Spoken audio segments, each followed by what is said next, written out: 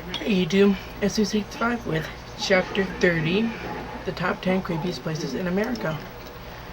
And just a word before we begin this video, I have been to all of these, and I hope that you too someday go to these and experience what it was like for me. Number 10, Lizzie Borden Bed and Breakfast in Fall River, Massachusetts. On August 4th, 1892, someone killed Mr. and Mrs. Borden with a hatchet as they were in their home. Mrs. Borden was found in an upstairs guest room, and Mr. Borden was found downstairs on the sofa. The accused was Lizzie Borden, the daughter of Mr. Borden and stepdaughter of Mrs. Borden. Despite her arrest, she was acquitted of the murders and died in 1972, still being labeled the murderer by many. Paranormal recordings turned up some creepy findings. If you think you could do it, find out for yourself what the experience is like by staying overnight. Number 9. Bell Witch Cave, Adams, Tennessee. John Bell and his family moved to Robeson County in 1804. In the late summer of 1817, something would happen that would change their lives forever. Some members of the family began seeing strange-looking animals around the property. Then late at night, they started hearing knocking sounds on the doors and outer walls of the house. Later, sounds were heard in the house. Sounds of a rag gnawing on the bedpost, chains being dragged through the house, stones being dropped on the wooden floors, and gulping and choking sounds. When asked who and what it was, it gave different identities.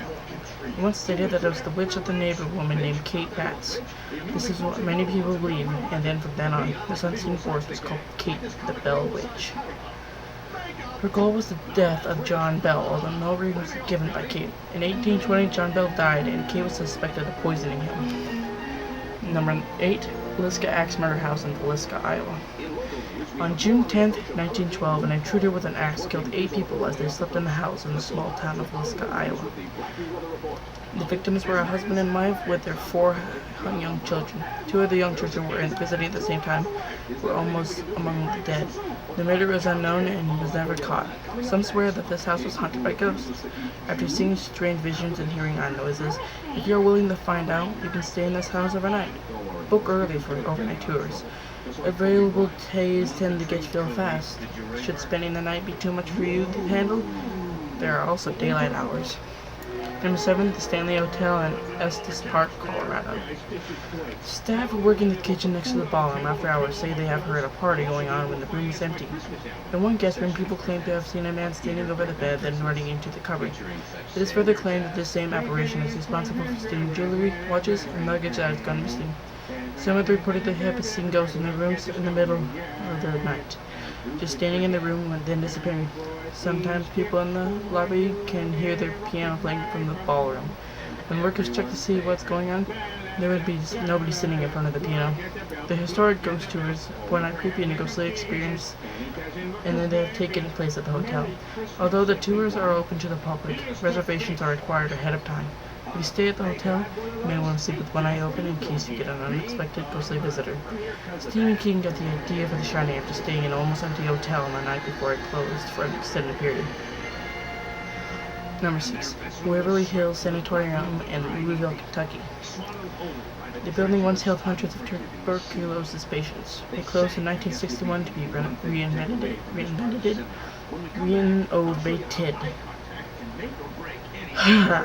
Sorry, can't talk today.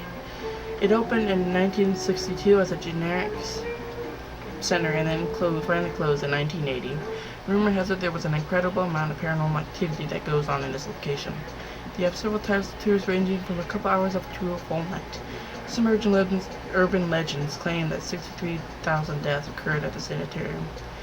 According to Assistant Medical Doctor Dr. J. Frank W. Stewart, the highest number of deaths in a single year at Waverly Hills was 152. Some independent researchers have suggested that 162 people died at Waverly Hills in 1945, so the highest total number of deaths possible for 2 years was approximately 1,212. Number 5, Sorrel Weed House in Savannah, Georgia. The Sorrel Weed House has a reputation for being one of the most haunted buildings in Savannah. People claim to see figures in their windows and hear disembodied voices inside the house. The connecting carriage housed behind the main door was said to have a house of a female African-American slave who was murdered by a member of the family. The beautiful house was completed in 1840 for Francis Sorrel. Due to its history, It was named as a state landmark in Georgia. Its present-day happenings caused it to be featured in an episode of Ghost Hunters, where evidence was found that they may be more than living in a house. The Ghost Hunters tour of the Sorrel Weed House will tell you all about the evidence that was found. Keep your ears and eyes open when you pass through. Number 4, the Winchester Mystery House in San Jose, California. For 38 years, starting in 1884, this architectural wonder was not constructed as a result of need. It was built under the orders of Sarah L. Winchester because, as rumors say, she believed spirits were giving her building instructions. Mrs. Winchester was the wife of rifle manufacturer William Winchester.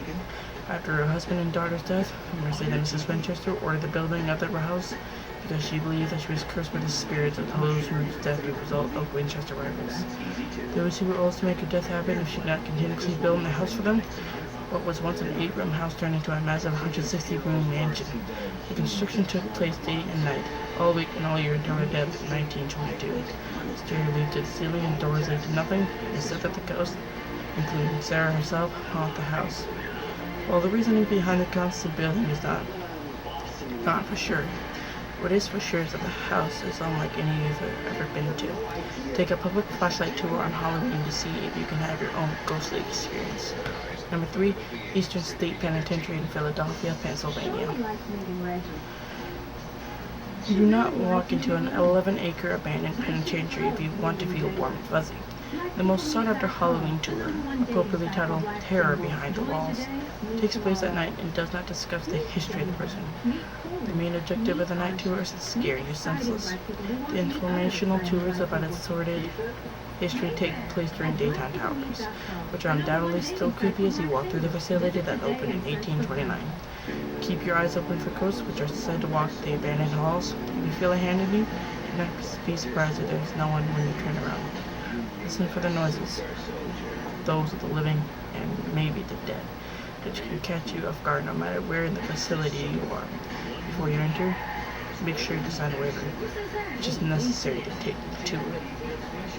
Number 2, the Myrtles Plantation in San Francisco, Louisiana. There are a variety of legends surrounding the Myrtles. The house is reputedly built over an Indian burial ground, and the ghost of a young Indian woman has reported being seen during the Civil War. The house was ransacked by Union soldiers. A legend claims that 3 were killed in the house. Supposedly, there's a blood stain in a doorway, roughly the size of a human body that will not go through. Other legends say the cleaners have been unable to push their mop or broom into that space. This 200-plus-year building plantation is incredibly beautiful and, some might say, quite haunted. In addition to the beauty of the locations, the stories of love and death that occurred at the plantation are enough to create a draw to the plantation. When you mix in the numerous stories of ghostly encounters and unexplainable photographs, it creates quite a creepy couple. There are historic tours and mystery tours available in the Myrtles Plantation. Number 1, Gastro's Grove Cemetery. Located in the southwest suburbs of Chicago, Illinois, the cemetery exists peacefully in the Rubia Woods. At first glance, it looks like a small, unreported cemetery. The chain-link fence was one protected outsider and it is broken, a big hole marring the protective metal. The cemetery itself is broken down, suffering from years of vandalism and trespassing. Some gravestones are dismantled. Although this sounds like an innocent and important cemetery, its past its surrounding death, despair, and death. A white, uninhabited pond exists in the northwest corner of the cemetery. Mob bosses used it as dumping grounds for the victim in the early 1900s. They officially stopped burying their dead in the 1960s. Since that time, people have reported many sightings, many making Bachelor's Grove the most haunted cemetery in the United States. Many of those sightings were seen near the pond. Sightings include a ghost called the White Lady. White, she roams the grave looking for her lost baby. Other sightings include a 2-headed man and a ghost house. Bachelor's Grove is truly the spookiest hunting grounds in the United States. Well, YouTube, this podcast is for me. Make sure you comment, rate, subscribe, like, follow me on Tumblr, Twitter, and Facebook, and have a nice night.